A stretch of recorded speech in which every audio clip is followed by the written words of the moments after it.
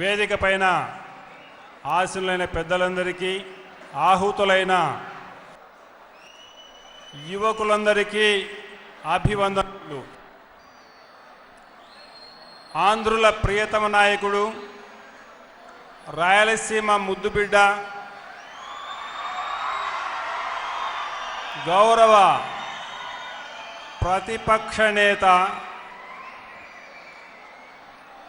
జగన్మోహన్ రెడ్డి గారి ప్రత్యేక హోదా అందరికీ అత్యావశ్యకమైంది. ఇది ఏ ఒక్కరికో ప్రయోజనమైంది కాదు, 6 కోట్ల ఆంధ్రులందరి కళ, స్వప్నము. ఈ కళ సాకారం కావాలి అంటే మనమందరం కూడాను సమైక్యంగా ఒక లక్ష్యం వైపు, ఒక ఆశయం వైపు అడుగులు వేయాలి. అందుకోసమే ఈ మహత్తరమైనటువంటి కార్యక్రమం తలపెట్టడం జరిగింది. ముఖ్యంగా కాసేపు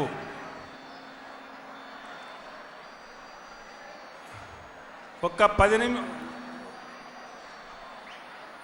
కాసేపు అందరూ కూడాను నిశ్శబ్దాన్ని పాటించాలి. అన్నిటికంటే ముఖ్యంగా క్రమశిక్షణ నేర్చుకోవాలి. యువత క్రమశిక్షణ, నిశ్శబ్దాన్ని పాటించగలిగినప్పుడే మన నాయకులు తలపెట్టినటువంటి ఓ లక్ష్యాన్ని మనం సాధించగలము. యువజనులందరూ కూడాను ఎంతో ఉత్సాహంతో, ఉత్తేజంతో ఒక లక్ష్యం కోసం ఇచ్చేసిన మీ అందరికీ హృదయపూర్వకమైనటువంటి అభినందనలు తెలియజేస్తున్నాను. దేశం యొక్క భవిష్యత్తు యువతపైనే ఉన్నది. యువత నిద్రాణమై ఉంటే దేశం అభివృద్ధి సాధించలేదు. నిన్న రాజేంద్రనాథ్ రెడ్డి గారు ఒక మాట అన్నారు, దేశం యొక్క అభివృద్ధి కోసం మా వంతు మేము కృషి చేస్తున్నాం. రాష్ట్రం అడ్డదిడ్డంగా 2గా విడిపోయింది. రాష్ట్రం అనేక సమస్యల్లో ఉన్నది. ప్రజలు చాలా ఇబ్బందులు పడుతున్నారు. రాష్ట్రం విడిపోయితే కూడాను మీకు ఒక హోదా ఇస్తాం, సత్వరంగా అభివృద్ధి చెందడానికి కొంత నిధి ఏర్పాటు చేస్తాం, ప్యాకేజీ రూపంలో ఇస్తాం, అన్ని విధాల రాష్ట్రాన్ని ఆదుకుంటామనే రాష్ట్రాన్ని విభజించడం జరిగింది.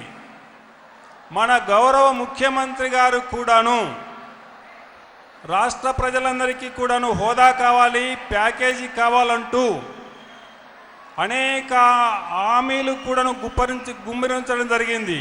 అందులో మొట్టమొదటిది నిరుద్యోగ భృతి, రెండవది రైతు రుణమాఫీ. ఇలాంటి అనేక. నేను ఇక్కడికి రావడానికి ప్రధానమైనటువంటి కారణం, రావాలా వద్దా అని కూడా నేను చాలాసార్లు ఆలోచించాను. నేను ఏ రాజకీయ పార్టీకి సంబంధించిన వాడిని కాదు, ఏ రాజకీయ నాయకుడికి అనుచరుడును, ఫాలోవర్ను అస్సలే కాదు. కానీ ఇక్కడికి ఎందుకు వచ్చానంటే యువత భవిష్యత్తును దృష్టిలో ఉంచుకొని, దేశ భవిష్యత్తును, సమాజ శ్రేయస్సును దృష్టిలో ఉంచుకొని ఇక్కడికి రావడం జరిగింది. నేను మీకు నిజమే చెబుతున్నాను, యథార్థమే చెబుతున్నాను.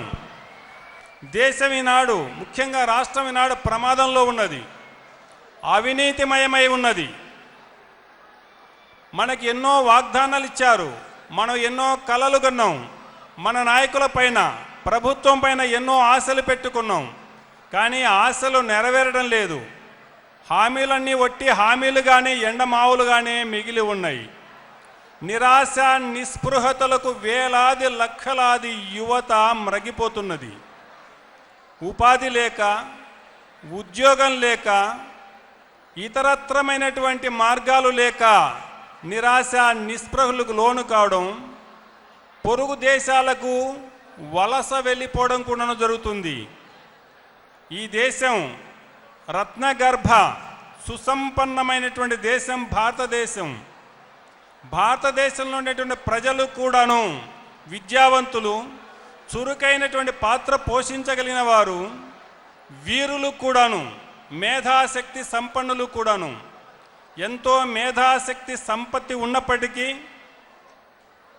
భారతదేశం సుసంపన్నమైనప్పటికీ కూడాను మన ఈనాడు పొరుగు దేశాలకు వెళ్ళవలసిన అవసరం ఏముంది? మన ప్రభుత్వమే, మీరు చూస్తున్నారు, మన ప్రభుత్వమే కొందరికి డబ్బులు ఇచ్చి విదేశాల్లో చదువుకోవడానికి పంపిస్తున్నారు. ఈ దేశంలో విద్యా సంస్థలన్నీ ఏమైనట్టు లెక్క? ఎన్ని కాలేజీలు లేవు ఇక్కడ? ప్రతిష్టాత్మకమైనటువంటి కాలేజీలు, ఐఐటి లాంటి, ఎన్ఐటి లాంటి కాలేజీలు ఎన్నో ఉన్నాయి. ఇందులో చదవలసిన వాళ్ళు విదేశాలకు వెళ్ళవలసిన అవసరం ఏమొచ్చింది ఈనాడు యువతకి? మీకు ఒక మాట విని ఉంటారు, విదేశాల నుంచి పక్షులు కూడాను ఈ దేశానికి మేత కోసం వస్తాయి. కానీ ఈ దేశంలో ఉండేటువంటి మేధావులు మేత కోసం, భృతి కోసం, ఉపాధి కోసం విదేశాలకు వెళ్ళవలసిన దౌర్భాగ్యం వచ్చిందంటే ఈ పాపం ఎవరిది? మన నాయకులదే.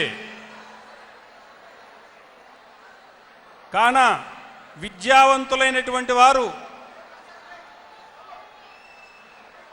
కాస్త జాగరూకత వహించి మీలో ఉన్న శక్తి సామర్థ్యములను, ప్రతిభా పాటవాలని సమాజానికి అంకితం చేయాలి. మీలో ఎందరో శక్తి సంపన్నులు ఉన్నారు, ప్రతిభా పాటవాలు కలిగిన వాళ్ళు ఉన్నారు. మీ అందరిలో కూడాను ఒక వివేకానందుడు ఉన్నాడు, మీలో ఛత్రపతి శివాజీ ఉన్నాడు, అరవింద్ ఘోష్ ఉన్నాడు, సుభాష్ చంద్ర బోస్ ఉన్నాడు. మీలో ఒంటరిగా వాళ్ళు కాదు, స్త్రీలలో ప్రతి స్త్రీ కూడాను ఒక ఝాన్సీ లక్ష్మీబాయి ఉన్నది. ఇలాగా ఎందరెందరో వారి యొక్క అద్భుతమైనటువంటి గుణాలు కలిగినటువంటి వాళ్ళు ఈనాడు సమాజంలో ఉన్నారు. వివేకానంద కానీ, శివాజీ కానీ, అరవిందుడు కానీ, భగత్ సింగ్ కానీ, ఝాన్సీ లక్ష్మీబాయి కానీ, రుద్రమదేవి కానీ ఎక్కడో పైనుంచి ఊడిపడలేదు, సమాజంలో నుంచే వచ్చారు.